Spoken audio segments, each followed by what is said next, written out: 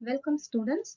In today's class we are going to study complex form of Fourier series.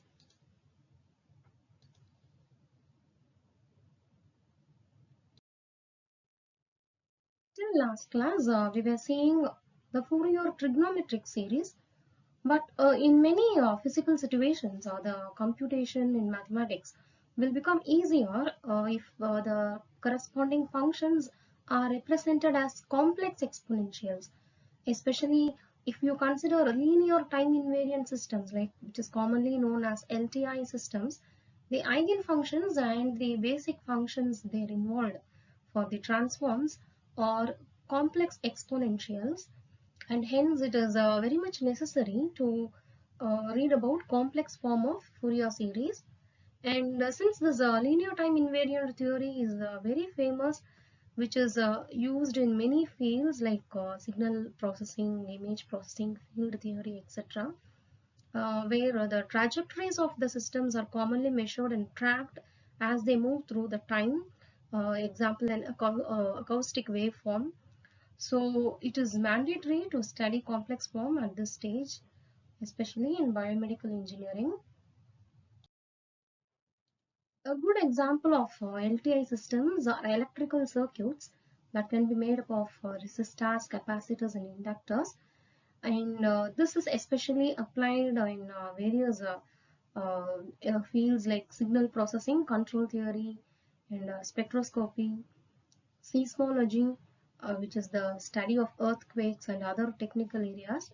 So complex exponentials are widely used in linear time invariant systems, which in turn are used in many other engineering technology.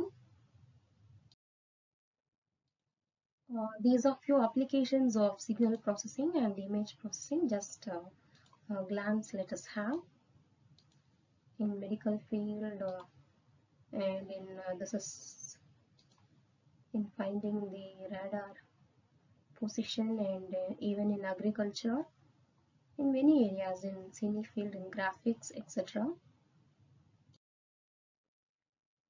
Actually, since last class, we were seeing about Fourier series, where the function are expressed as sines and cosine terms.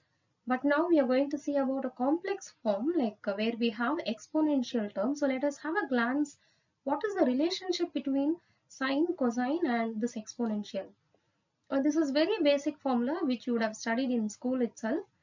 E power I theta is cos theta plus I sin theta, and hence I'm just replacing with our form with nx. E power I nx will be cos nx plus I sin nx, and this is e power minus I nx, which is cos nx minus I sin nx.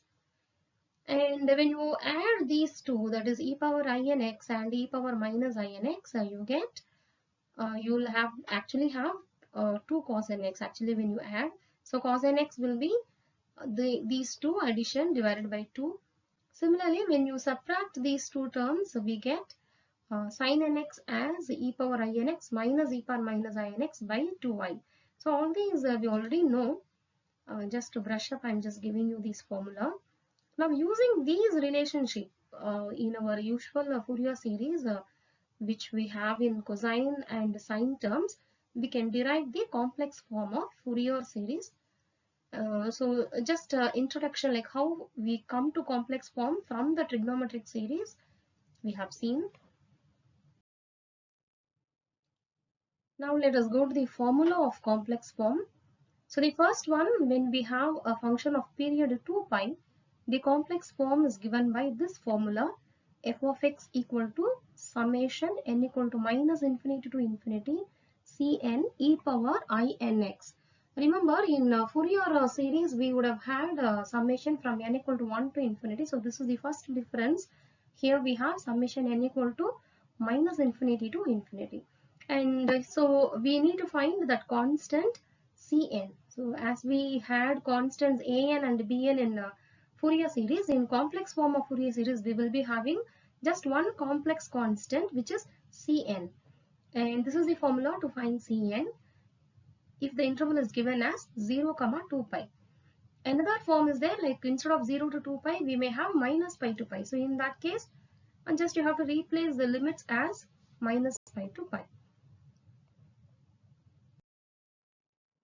Next, for a general interval 0 to 2L, the complex form is given by f of x equal to summation Cn e power in pi x by L.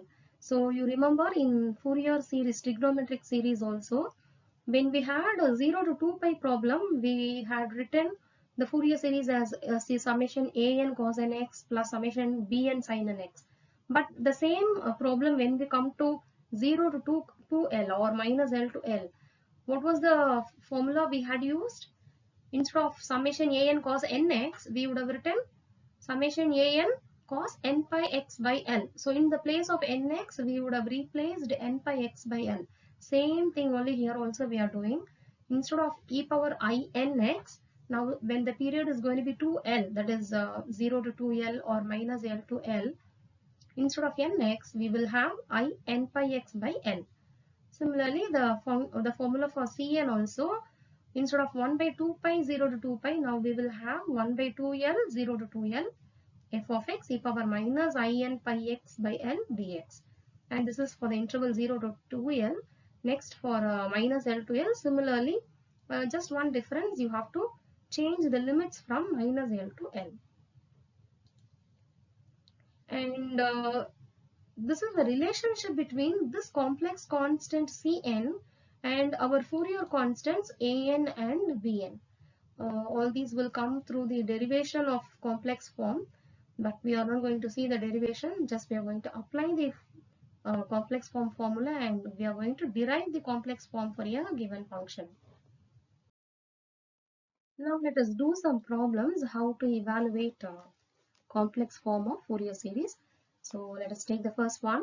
Evaluate the complex form of Fourier series of cos ax in minus pi to pi. So the first thing what you have to observe is whether the period is given as 2 pi or it is 2L, that is general formula. So here the interval is minus pi to pi. So we are going to use the first case formula, that is f of x equal to summation Cn e power I nx. So this is the formula of complex form. So the only main work here is to find the constant Cn. And what's the formula for the constant Cn? It is 1 by pi minus pi to pi f of x e power minus I nx dx. So only this integration we have to do, that is the main work in this problem. So now let us replace what is that f of x. What is f of x given? Yeah, to cos ax into e power minus I nx dx. Now in the place of e power minus I nx, we are going to replace cos nx minus I sin nx, because that's a very famous formula all of you will be knowing. E power minus I theta is cos theta minus I sin theta. So in the place of e power minus I nx, we are replacing cos minus I sin. Next step, just multiply these two terms, that is cos ax into cos nx minus I into cos ax into sin nx dx. So now we have this step. Now when you observe this integral, you have cos into cos in the first term, and in the second integral you have cos into sin. And we know about odd and even functions. The first term will be even and the second term will be odd, because cosine of minus theta is cos theta, but sine of minus theta is minus sin theta. So sine is odd function and cos is even functions. So that's why you have the first term cos into cos will be even, and the second integral cos into sine will be odd. Why do we have to observe about even and odd and all here unnecessarily? It's not so, because we have a fact, whenever we have integration minus L to L, an odd function, that integration will become 0. So we are going to use that concept here. Since the second integrand is odd, the second integral will become 0. And the first integral we can write as 2 times 0 to pi. See, now we are making a small change. The limits minus pi to pi we are writing as twice of 0 to pi, because whenever we integrate a even function from minus L to L, it can be written as 2 times 0 to L. So we have used that concept now. So here the integration is just cos A cos B. So we have to make use of this formula. So remember this formula, cos A cos B is cos A plus B plus cos A minus B by 2. So now what happens to Cn? Yeah, use this formula. Cos ax into cos nx now becomes cos a plus b. So that is a plus n into x plus cos a minus b, a minus n into x divided by 2 into dx. So now we will proceed with the previous term. We had like this, and when you see this cos, when we integrate we get sine. So cos a plus n into x, when we integrate it becomes sine a plus n into x divided by a plus n. Similarly the next term sine a minus n into x divided by a minus n. Now let us apply the limit. What is the upper limit? In the place of x we have to substitute pi. So we have these terms minus, of course the lower limit is 0 because sine 0 is 0.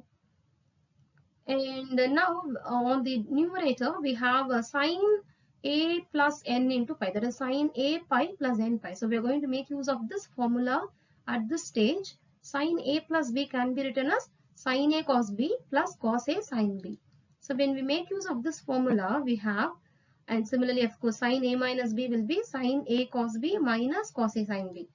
So make use of this formula. So Cn becomes 1 by 2 pi sine a pi cos n pi plus cos a pi sine n pi. That is the first term using sine a plus b formula, plus second term we are using sine a minus b formula. And now let us observe these values. Sine n pi will be 0, cos n pi will be minus 1 power n. So we have been seeing these values in many problems. So now let us substitute these two values. So wherever you have sine n pi, you make that as 0. And when you have a cos n pi, you replace that cos n pi as minus 1 power n. So we have this.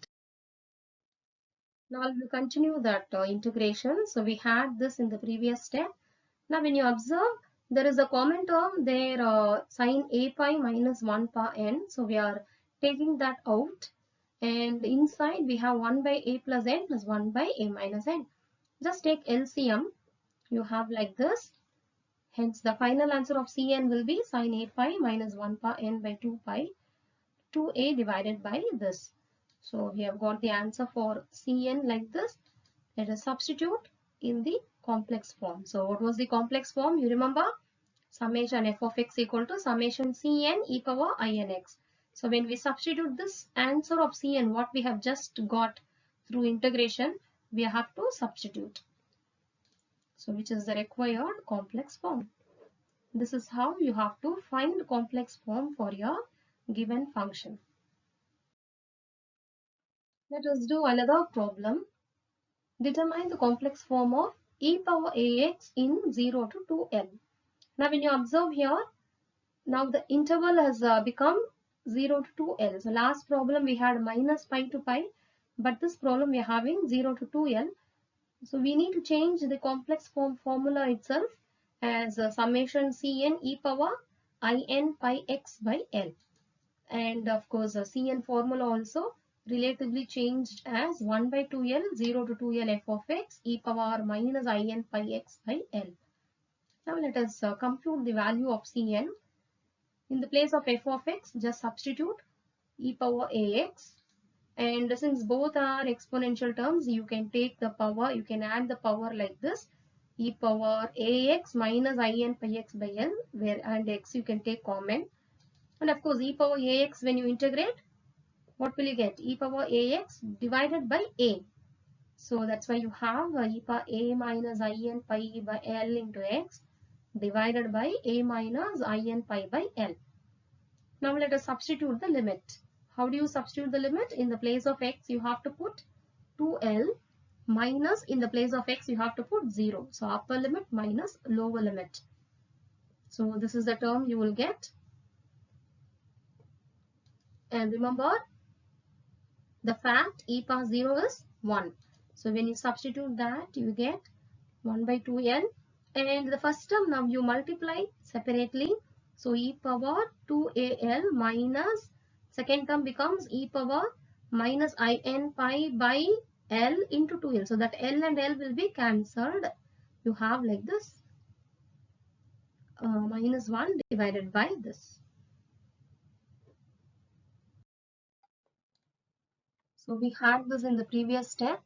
And when you observe, we have just made that e power 2al minus 2I n pi. We have separated that into two exponentials, minus 1 divided by, we have just taken LCM, and we're going to make use of a fact, that is e power minus 2I n pi. That value we are going to find. We know e power minus I theta is cos theta minus I sin theta. Hence, e power minus 2I n pi will be cos 2n pi minus I sin 2n pi. And remember, sin n pi is 0. So the second term will become 0. And cos n pi is minus 1 power n. But here we have cos 2n pi. So it's an even integer. So it's going to be plus 1. So when we make use of that, in the place of e power minus 2I n pi, now we can substitute the value 1. So we have like this. And since the complex term is sitting in the denominator, we are multiplying and dividing by the conjugate. And hence in the denominator you have a minus b into a plus b formula. And this value of Cn substitute in the complex form. You have f of x equal to summation, the value of Cn, just in the place of Cn, substitute the answer what we have got. And remember, in the denominator you have a minus I squared, which becomes plus.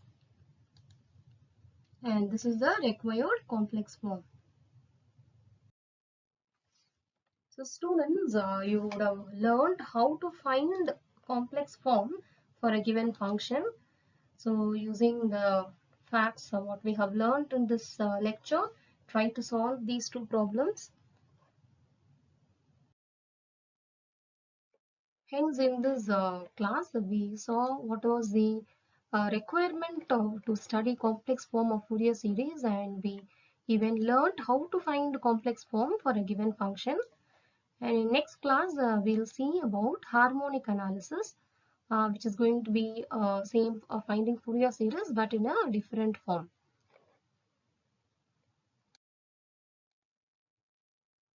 Thank you.